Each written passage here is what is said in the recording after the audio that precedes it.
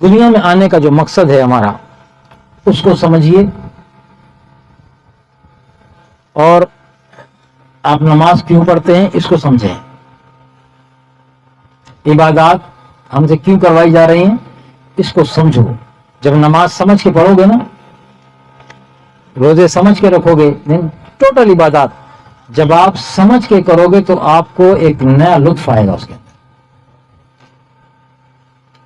اور بے سمجھے کی عبادت تو ہو جاتی ہے، قبول تو وہ کرنے والا ہے، قبول کا فرماتا ہے، لیکن وہ جو لذت ہے نا اس سے آدمی محروم رہتا ہے، اس لذت سے جب سمجھ کے کرے گا ہی نہیں، جب سمجھ کے کرے گا ہی نہیں تو اسے کیا پتا کہ اس نے کیا کیا ہے۔ رکوع بھی ہو جائے گا، سجدہ بھی ہو جائے گا، نماز بھی ہو جائے گی، ہونے کو ہو جائے گی۔ ایک ہوتا ہے پیٹ بھرنا، ایک ہوتا ہے کھانا کھانے کا مقصد پیٹ بھرنا، ایک ہوتا ہے مزے لے کے کھانا، پیٹ بھی بھرے مزہ بھی آئے۔ تو جس کھانے میں مزہ آئے اس پیٹ بھرنے کا مزہ الگ ہوتا ہے، ایسا ہوتا ہے نہیں ہوتا؟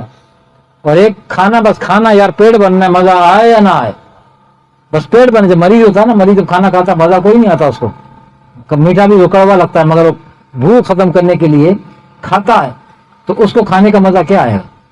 وہ پیٹ بھرنے کے لیے کھا رہا ہے۔ ایک ہی ہے۔ تو ہمارا حال ایسی مریض کا ہو گیا ہے، ہمارا حال عبادات کے معاملے میں ایسے مریض کا ہو گیا ہے کہ ہم عبادات اس طرح کر رہے ہیں جیسے کوئی مریض کھانا کھاتا ہے نا، دل مار کے، اسے لذت کوئی نہیں آتی۔ خوشی اور خضوع کے ساتھ جب عبادت کی طرف آئیں گے تو پھر آپ کو سبحانہ ربی الاعلیٰ کہنے کا بڑا مزہ آئے گا۔ سجدے میں، رکوع میں سبحان ربی العظیم کی جب صدا بلند کرو گے نا، اس کی الگ ایک لذت ہے۔ اللہ اکبر کبھی فیل کرنا کھڑے ہو کے، ابھی تک آپ نے بہت اللہ اکبر کی ہوں گی، جو نماز میں کھڑے ہو اور جب اللہ اکبر کہو نا، اللہ اکبر کا مطلب کیا ہوتا ہے؟ اللہ اکبر کا مطلب ہاتھ اٹھانا نہیں ہوتا، لوگ سمجھتے ہیں شاید کانوں تک ہاتھ اٹھانے کا مطلب ہے اللہ اکبر۔ اللہ اکبر کا مطلب ہے اللہ سب سے بڑا ہے، اللہ اکبر۔ ہم نے اعلان کیا، ہم نے صدا دی کہ اللہ سب سے بڑا ہے، یہ اعلان کیا، اور یہ اعلان کر کے پھر ہم نے عاجزی کے ساتھ ہاتھ باندھے۔ یہ ہاتھوں کا باندھنا کیا ہے؟ ہم کہتے ہیں نیت باندھ دی، اور نیت نہیں باندھی جاتی، ہاتھ باندھے جاتے ہیں یار۔ ہم نے تو لفظ ہی ادھر ادھر کر دی ہیں، نیتیں باندھی نہیں جاتی ہیں، نیت کی جاتی ہے، ہاتھ باندھے جاتے ہیں۔ ہم نے ہاتھ باندھے نیت باندھ لی، نیتیں باندھی نہیں جاتی، نیتیں کی جاتی ہیں۔ اور نیت کیا ہوتا ہے؟ نیت دل کے ارادے کا نام ہوتا ہے، نیت دل کے ارادے کا نام ہوتا ہے، جو خیال آپ کے دل میں آیا اس کا نام نیت ہے، بس اتنی سی بات ہے۔ تو آپ نے اللہ اکبر کا اور ہاتھ باندھ لیے۔ یہ ہاتھ باندھنا کیا ہے؟ اللہ اکبر آپ نے کہا، اللہ آپ نے اقرار کیا کہ اللہ سب سے بڑا ہے۔ اب اس سب سے بڑے کی بارگاہ میں حاضر کیسے ہونا ہے؟ تو یہ انداز ہے، اس کی بڑائی کا اقرار کیا اور ہاتھ باندھ کے سر جھکا لیا۔ میں سب سے بڑے کی بارگاہ میں کس انداز میں کھڑا ہوں؟ کس انداز میں کھڑا ہوں؟ نیک متقی پرہیزگار نمازی بن کے نہیں، مجرم بن کے گناہگار ہوں، سب سے بڑا گناہگار ہوں۔ یا اللہ تیرے تمام تر بندوں میں سب سے بڑا گناہگار میں ہوں، تیرا مجرم ہوں، تیرا بھاگا مجرم تیرے دربار میں تیری عدالت میں آ گیا۔ یہ نماز اس کی عدالت میں پیشی ہے نا۔ تو اللہ کو اس کی بڑائی بیان کر کے پھر ہاتھ باندھ کے کھڑے ہو جاؤ نا، جیسے بادشاہ کے سامنے ایک عام سا بندہ ہاتھ باندھ کے کھڑے اپنے بارے میں ہونے والا فیصلہ سننے کو تیار کھڑا ہے۔ میرے بارے میں کیا فیصلہ ہوتا ہے؟ کیونکہ میرے پاس نیک عمل تو کوئی نہیں، سارے جرم ہی جرم ہیں۔ اب مجرم کے لیے کیا فیصلے ہونے ہیں؟ یہ ڈر اور یہ خوف رکھتے ہوئے پھر اللہ کی حمد و ثنا کرتا رہے۔ اب اللہ کی حمد و ثنا کرنے کا مقصد کیا ہوگا؟ اللہ کو راضی کرنا۔ سبحانک اللہ پڑھے گا، اللہ کی حمد و ثنا کرے گا، علم پڑھے گا، اللہ کی حمد و ثنا کرے گا، کوئی سورت میں لائے گا، اللہ کی حمد و ثنا کرے گا، رکوع میں جائے گا، اللہ کی حمد و ثنا کرے گا، سمع اللہ لمن حمیدہ، سبحان ربی الاعلیٰ، ربنا لک الحمد۔ یہ سب اللہ کی ثنا ہو رہی ہے نا۔ اللہ کی ثنا کیوں کر رہا ہوں میں؟ اس سوچ کو ذہن میں رکھیں کہ میں بہت بڑا مجرم ہوں، مجھ سے بڑا مجرم، مجھ سے بڑا گناہگار کوئی نہیں، اور میں اللہ کی ثنا کر کر کے اللہ کو راضی کرنے کی کوشش کر رہا ہوں، اللہ کو اپنی طرف متوجہ کرنے کی کوشش۔ میں ربنا لک الحمد کہوں گا، پھر میں سبحان ربی العظیم پھر اللہ اکبر سجدے کے لیے، پھر سجدے میں جا کے پھر میں کہوں گا سبحان ربی الاعلیٰ، تو میں اللہ کی حمد و ثنا مسلسل کرتا رہوں گا حتیٰ کہ سلام پھیرنے کی نوبت آ جائے، اور اس کے آخر میں اس کے حبیب پر سلام پڑھوں گا تاکہ اللہ مجھ پہ میرے گناہگار پہ متوجہ ہو جائے۔ اس کنڈیشن میں ڈال کے ذرا نماز پڑھ کے تو دیکھیں نا، کبھی پڑھی ایسے نماز؟ یہ فکری نماز ہے، فکری نماز،